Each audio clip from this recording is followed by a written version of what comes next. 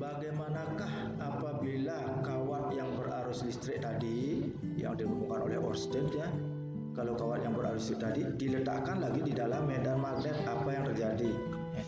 Diletakkan lagi di dalam medan magnet. Nah, dia menggunakan dua buah kutub magnet, kutub utara selatan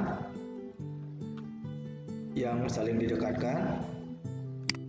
Nah, sehingga kita tahu akan terjadi di dalam antara kutub-kutub magnet ini kan ada medan magnet yang arahnya ke kanan, B. Medan magnet yang arahnya ke kanan.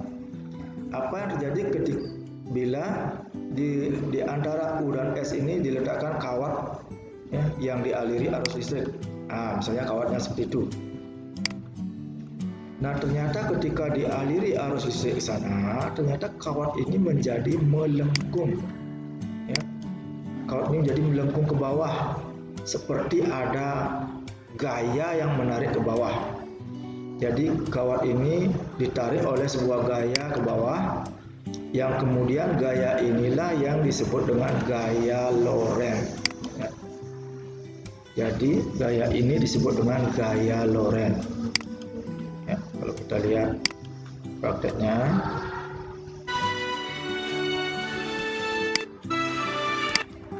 Berikut adalah susunan magnet yang terdiri dari dua magnet berbeda kutub yang saling berhadapan. Dari kutub utara menuju kutub selatan. Ya, ini kutub utara, kutub selatan. Jadi ada medan magnet mengarah dari kutub utara ke kutub selatan. Lurus disisipkan di antara di tengah-tengahnya diisi kawat, arus listrik dialiri arus listrik. Jadi ini kawat ini akan melengkung, dia seperti tertarik ke atas ya. Dalam hal ini tertarik ke atas ya. Nah, seperti ada gaya inilah nanti disebut dengan gaya Lorentz. Lorentz mengungkapkan apabila sebuah penghantar berarus listrik berada di dalam medan magnet, maka akan. Nah, kemana arahnya gaya Lorentz? Nah, untuk gaya Lorentz dibuat aturan tangan kanan, tetapi sekarang tangan kanannya terbuka ya, khusus untuk gaya Lorentz. Di mana ibu jari tetap dia menunjukkan arus listrik, 4 jari menunjukkan arah medan magnet, B, telapak tangan menunjukkan arah gaya Lorentz, F. Jadi tangan terbuka. Ya. Ya, misalnya kita memiliki arah arusnya ke atas, arah medan magnetnya ke kanan. Jadi arah arus ini ditunjukkan oleh arah ibu jari, kemudian medan magnet B 4 jari, sedangkan gaya Lorentznya, nah ini perhatikan ya, ini ke atas arah arusnya, arah medan magnetnya ke kanan. Kemana arah gaya Lorentznya? Perhatikan telapak tangannya, berarti mengarah ke menembus dinding atau ke barat ya, atasnya atau ke sana, menembus dinding. Nah, inilah arah gaya Lorentznya sana. Nah, bagaimana caranya menggambarkan sini? Nah, karena ini arahnya ke depan, yang ke belakang digambarkan dengan garis putus-putus. Jadi kesinilah arah gaya Lorentznya. Nah, inilah arah gaya Lorentznya. Ya. Ibu jari arus medan gaya Lorentz. Contoh lain, misalnya kita memiliki arah arusnya ke depan, arah medan magnetnya ke atas. Ini ditunjukkan oleh 4 jari, ini ditunjukkan oleh ibu jari. Ya. Perhatikan aturan tangan kanannya, 4 jari ke atas, B ya. Jadi I-nya ke sini. Jadi arah gaya Lorentznya ini ke kiri, ya. Jadi arah gaya lorengnya ke kiri. Ya, ini ibu jari, ini 4 jari. Jadi inilah arah gaya lorengnya. Kalau lain, ya, misalnya ini arah ibu jari ke kiri, arah telapak tangan ke sini, ke depan. Arah ibu jari, arah telapak tangan. Ya, kalau kita lihat aturan tangan kanan terbukanya, ya. Ya, ini arah telapak tangannya, arah ibu jarinya, arah arusnya. Kemana arah B-nya, medan magnetnya? Kalau di sini berarti ke bawah. Karena ini ke atas, berarti buat garis putus, ya, ke bawah. Ya, inilah arah T. Ya.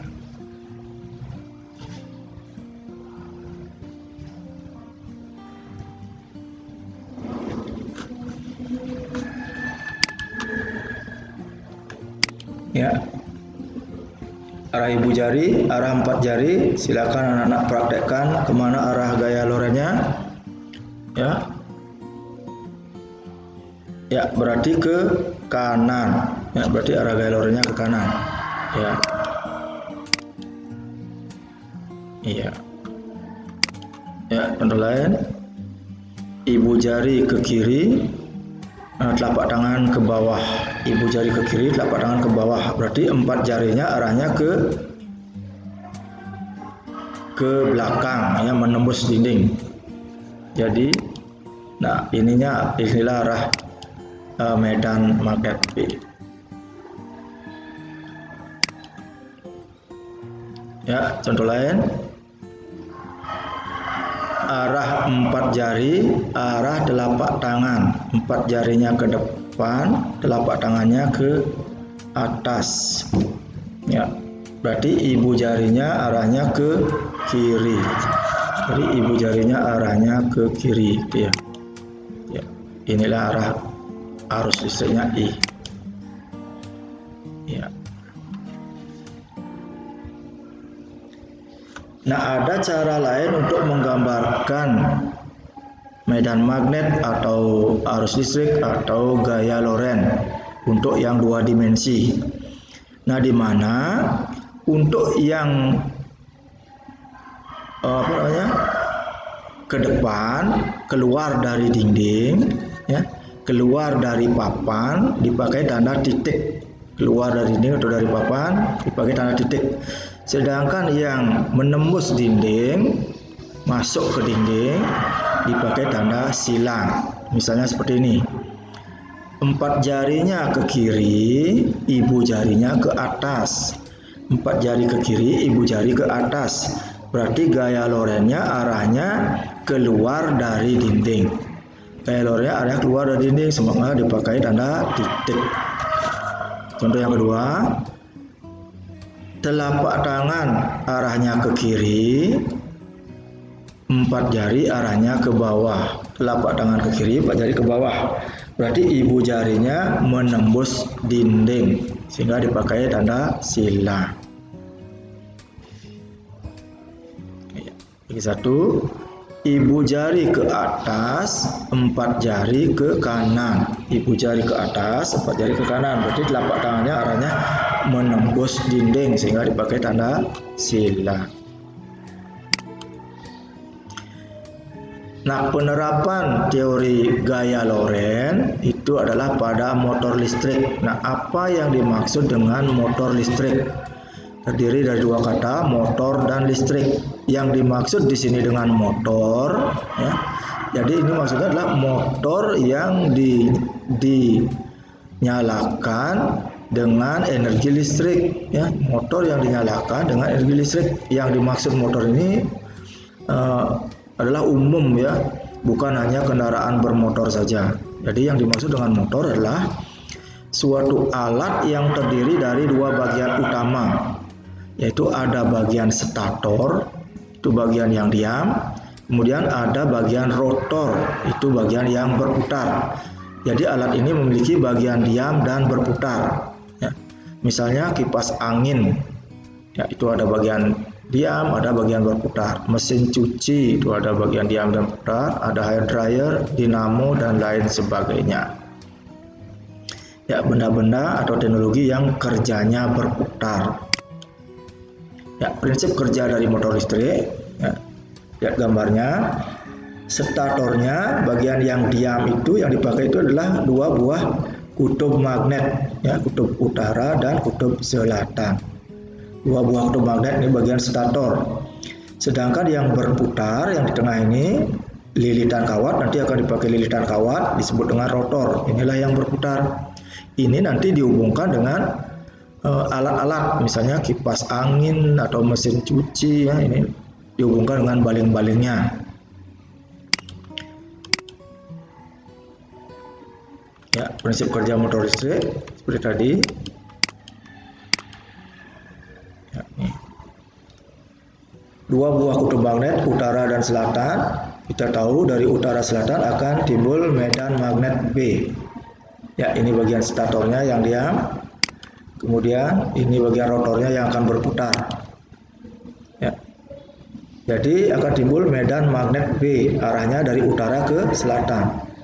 Misalkan arusnya mengarah ke menembus dinding, sedangkan arah medan magnetnya B ke kanan. Nah, sehingga akan timbul gaya Lorentz. Ya, ibu jari menembus dinding, 4 jari ke kanan, sehingga gaya Lorentz-nya arahnya ke bawah. Nah, di sini arahnya ke bawah, jadi akan ini kan ditarik ke bawah. Sedangkan di sini kemana arahnya? Ya, sama medan magnetnya tetap dia mengarah ke kanan. Sedangkan arus listriknya mengarah ke keluar dari dinding. Ya, berarti ibu jarinya keluar, ibu klip jarinya keluar, 4 jarinya ke kanan, sehingga arah gaya Lorentz-nya di sini adalah ke atas. Jadi arah gaya Lorentz-nya ke atas. Nah, di sini ditarik ke bawah, di sini ditarik ke atas, sehingga bagian yang di tengah ini dia akan bergulir atau berputar. Nah, sehingga ini akan berputar. Ya, contohnya adalah pada galvanometer. Kita telah mengetahui Alat bahwa ukur. galvanometer akan menyimpan tekanan ketika arus positif masuk ke terminal Bagaimana positif. prinsip kerja alat ukur?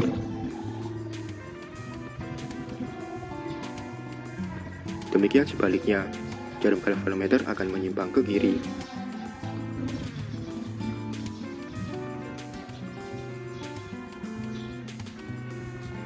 Bagaimana hal ini bisa terjadi? Di sana terdapat magnet permanen, lilitan kawat atau kumparan. Ini statornya, ini rotornya, rotor. Dan skala. Untuk mempermudah Ini ada di kita tengahnya sudah ada menggabungkan pegas, semua itu yang menjadi pegas magnet dan ampere. sebuah lilitan. Ya. Di sekitar Sebenarnya magnet seperti ini, terdapat seperti magnet. tadi. Untuk dua kutub magnet yang saling berhadapan, Jadi kutub utara selatan maka akan timbul gaya medan pada magnet. kasus ini Ya, medan dari magnet kutub utara kanan. menuju kutub selatan. Kita dapat menyebutnya sebagai B. Selanjutnya, Ya, arus misalnya listrik mengalir dimasukkan dari arus terminal dari sini, menuju ya, arus dari kumparan sini. hingga mencapai Nah, di sini akan diterapkan arus ini teori dapat gaya dibagi oleh Lorentz, panah. sehingga di sini akan timbul gaya Lorentz. Di sini juga timbul gaya Sebut Lorentz. saja sebagai I. Ya, ingat terapkan aturan tangan Berdasarkan kanan tutorial Lorentz. sebelumnya, kawat berarus listrik yang berada di sekitar medan magnet eksternal kanan, pada kawat di sebelah kanan, arah gaya Lorentz-nya adalah ke bawah. Ya, bawah. Sedangkan kawat di sebelah Nah, di kiri, sini arah gaya Lorentz-nya ke Lorentz-nya atas. adalah ke atas. Nah, sehingga dia akan berputar. Kedua kawat memiliki panjang yang sama dan dialiri sama, namun berbeda gaya dalam arah menggunakan sigma tau sama 0. Namun tunggu dulu, kenapa jarum galvanometer berhenti di angka tertentu? Nah, dia akan berhenti karena ada ditahan oleh pegas. Ya, jadi diatur sedemikian rupa Posisi sudut dari dia batas spiral. ditahan oleh pegas. Menurut hukum Newton, bekas spiral akan memberikan reaksi kedua torsi ini terjadi pada kipas angin. Nah, kalau tidak ada pegas, dia akan terus bergulir, ya, seperti ini. Nah, diisi pegas penahan. Ya, inilah penerapan daripada gaya Lorentz pada teknologi kipas angin. Ya. Selanjutnya, induksi elektromagnetik. Yang ketiga, dia menyelidiki kebalikan dari percobaannya Ørsted dan Lorentz. Kalau Ørsted dan Lorentz, dia memiliki apakah listrik bisa diubah menjadi magnet. Jadi apakah listrik bisa diubah menjadi magnet, itu Ørsted dan Lorentz. Jadi dari hasil penyelidikannya disimpulkan bahwa di sekitar kawat berarus listrik itu akan timbul medan magnet, berarti listrik bisa diubah menjadi magnet dengan cara mengalirkan arus listrik searah pada kawat. Nah, Faraday sekarang menyelidiki kebalikannya. Apakah magnet bisa diubah menjadi arus listrik? Apakah magnet bisa diubah menjadi listrik? Nah, dari hasil percobaannya, Faraday menyimpulkan bahwa magnet bisa diubah menjadi arus listrik. Nah, bagaimana caranya? Dengan cara, nih, kesimpulan dari percobaan Faraday ialah sebuah magnet digerak-gerakkan di sekitar kumparan atau lilitan kawat, maka pada kumparan akan timbul arus listrik yang disebut dengan arus listrik induksi. Sedangkan beda potensialnya disebut dengan GGL induksi.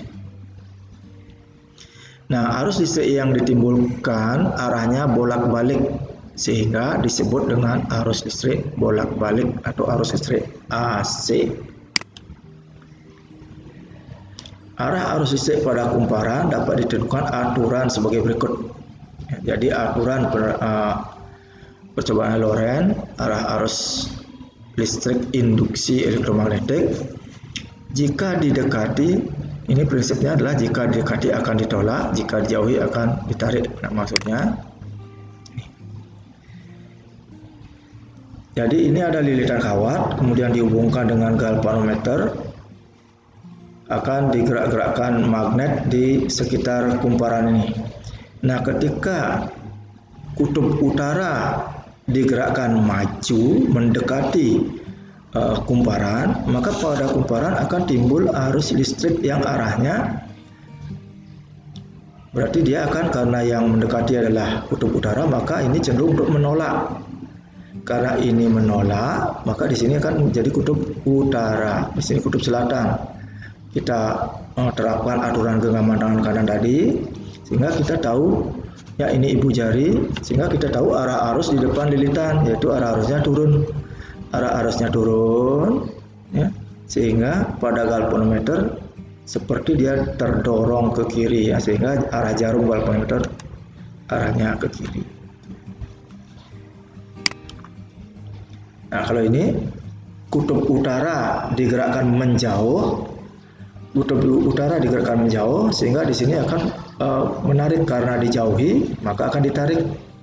Nah, ditarik dengan kutub S. Jadi di sini akan menjadi kutub S untuk menarik ini, ya.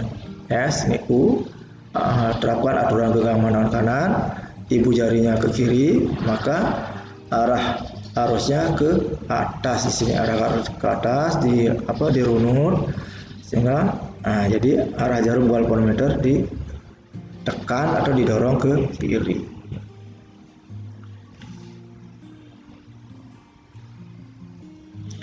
Penerapan hukum Faraday itu adalah pada dinamo sepeda, generator pembangkit listrik, transformator trafo.